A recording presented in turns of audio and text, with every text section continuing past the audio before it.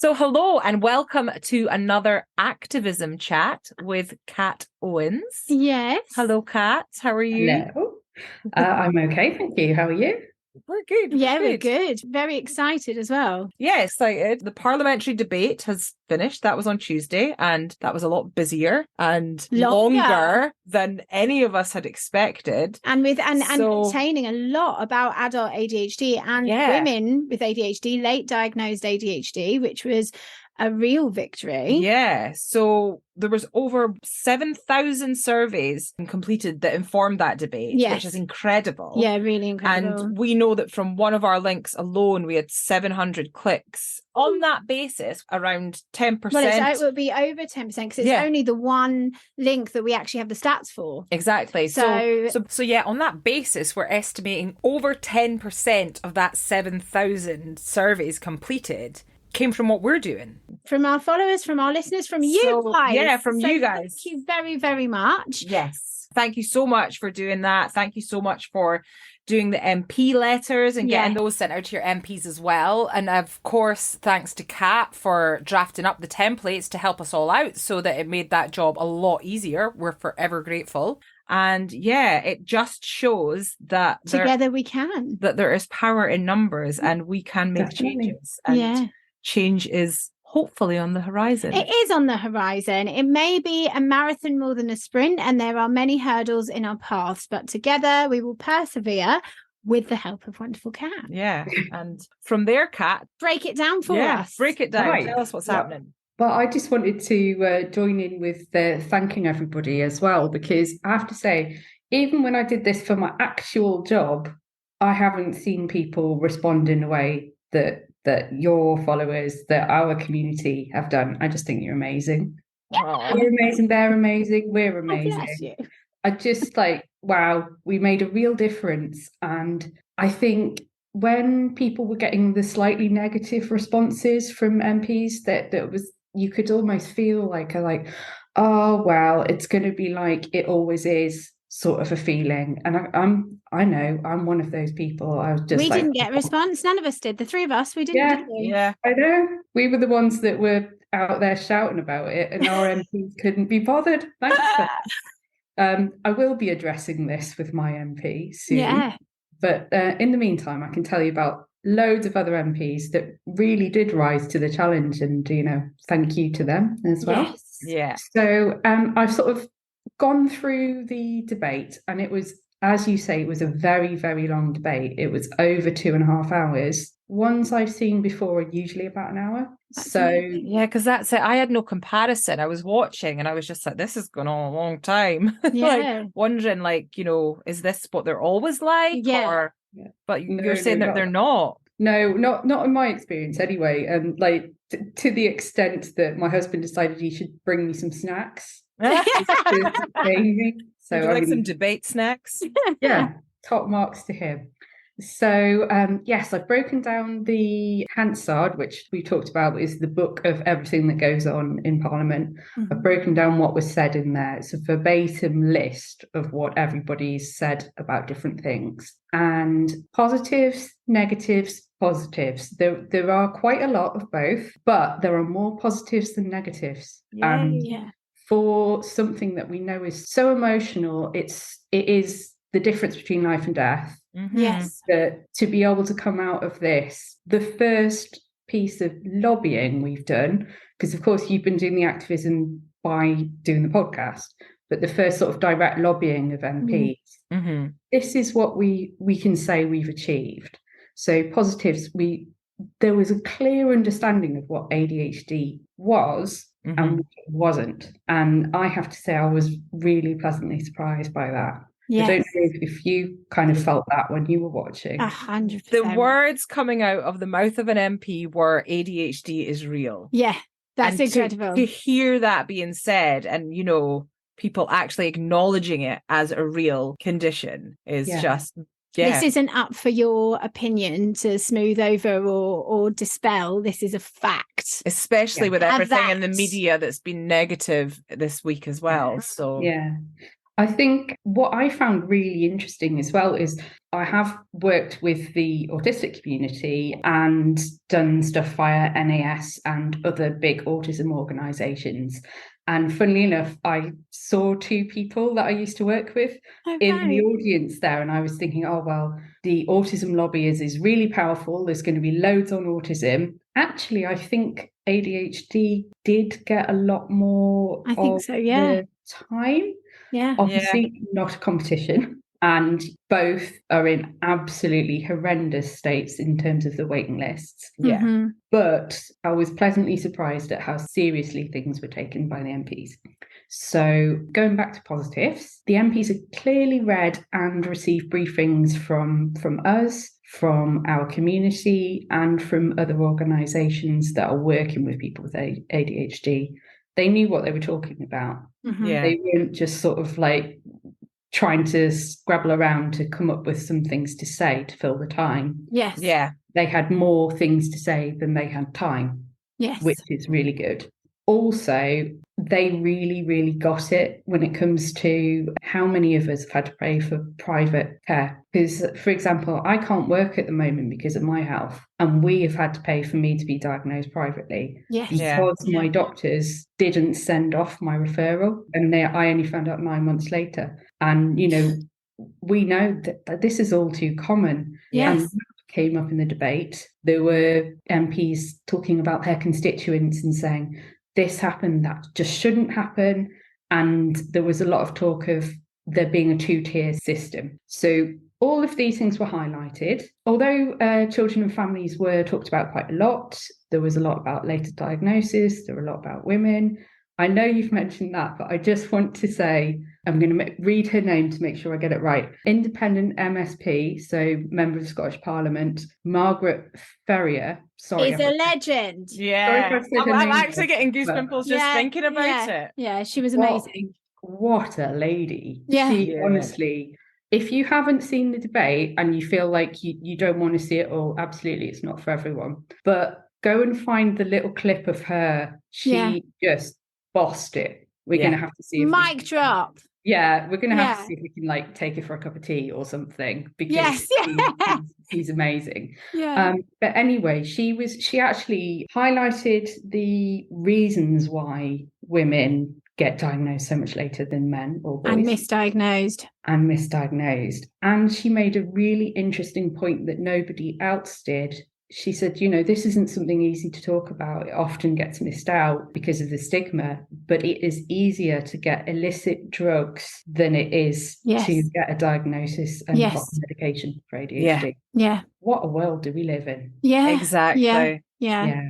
And she talked about that a little bit, which was interesting. Worrying, but interesting. And there were also other people talking about the criminal justice system. Yes. If you're thinking of watching it and you're feeling a bit wobbly, you may well be triggered, because there was talk about how delays in diagnosis have caused people to take their own lives. Yeah. And I don't know about you, but I was bawling. Yeah.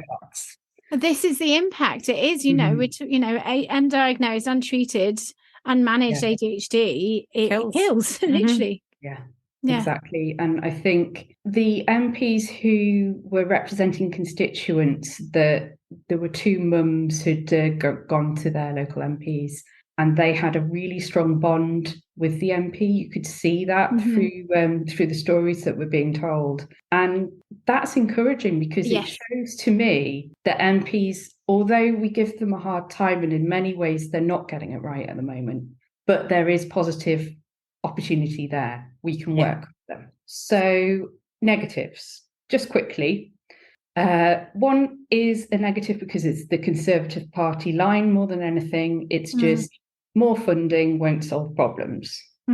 Yeah, right. Which it will. Yeah. So we know at the moment more funding is coming. And we also know, although this is actually a win, it's a win with a little bit of a PS. So there was a lot of talk about how ADHD statistics don't get collected, national statistics on waiting times. We know that, and that's really frustrating. And actually, some of the estimates that were given during the debate were really low. Yes. Did you think that? Yes. Yeah. Yeah, so the government have now said that they are giving assurances that they will look into starting to collect the statistics. So that's a lot of words that Look into isn't the same will. as action, is it? Yeah. So it's a positive in that they're going to investigate how they can do it. But I also noticed when I was being a geek and reading the debate pack that went to the MPs that the government don't plan to bring in a waiting time standard. Yes. Because that's not in the NICE guidelines. But look at what we've achieved in this short time. Yes. Don't know how we can do it, but we'll look. Yeah. Can we influence the NICE guidelines? Exactly. We'll get on it. A hurdle. Yeah, a hurdle that we will not fall over Run at. like I would do if I was pointed at a hurdle. But going back to positives, one sort of thing to think of that I came away with, shall I move to Scotland was what I came away with, really. Yes, it's the answer. Fitty, we say. Yeah. Because the two MSPs, oh my gosh, they were amazing. Yeah. But the positive that I have in terms of like the legal route is that Scotland are currently putting a bill, which is before it comes an act, the Scottish Learning Disability, Autism and Neurodiversity Bill. Yes. Yeah. Great. And they are, the way that the Scottish Parliament puts bills through, they are working a lot with the local community. They're asking for people's opinion. It's very collaborative. Love all that. Would it be possible to lobby for a similar one in England and Wales and Northern Ireland? Could that happen?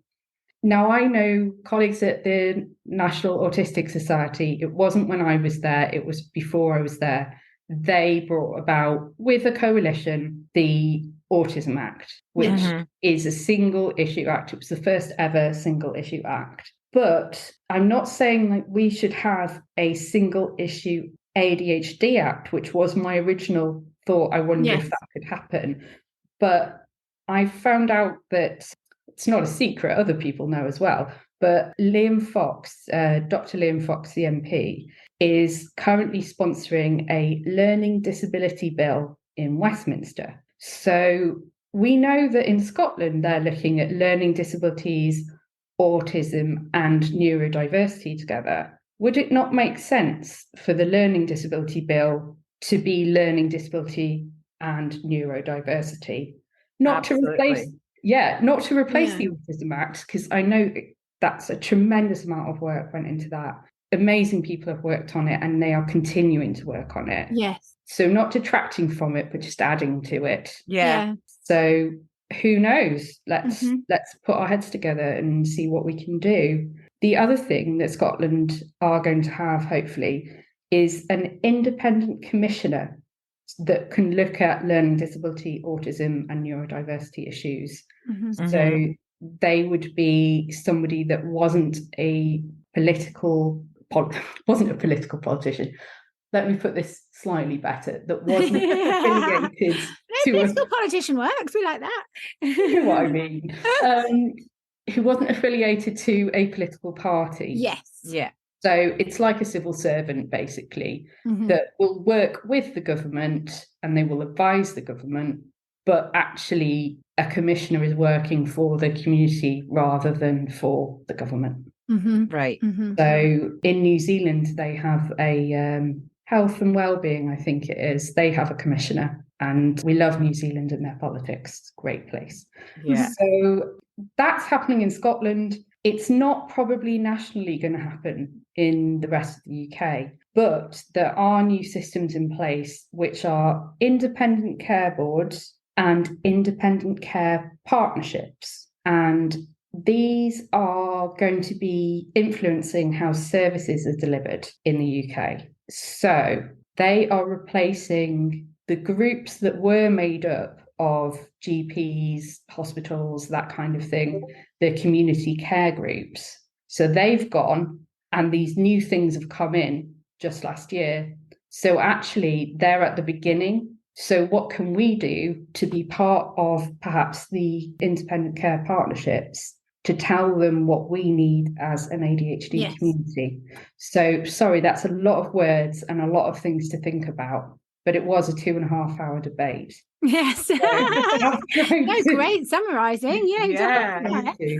And I think just the main thing is we have had responses. There are people, I know someone got in touch with you who had a phenomenal response from her MP, who she wasn't expecting much from. Yes. But who was very, very responsive. So I think the message is, even if you think that you can't make a difference, or that there's actually no point in trying to contact your MP because they're this party or that party, or they're old, or they're a man, or they're, whatever, do it.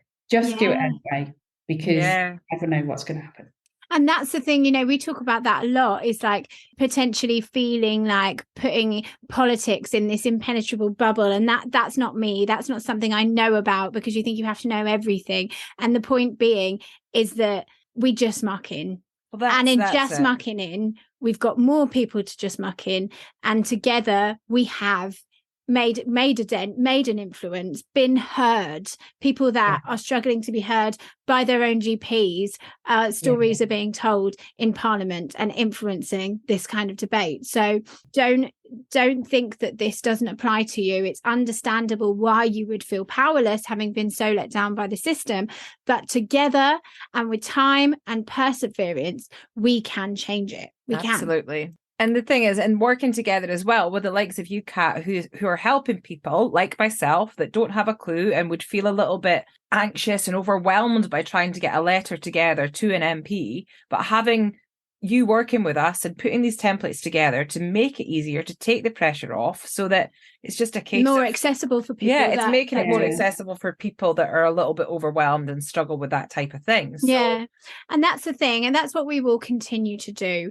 Obviously, we know full well there were 3 articles that were very, very, very awful this week, and detrimental about ADHD, that have upset so many of us and fueled negative stereotypes, etc., and put fuel on the flames that we work tirelessly to extinguish.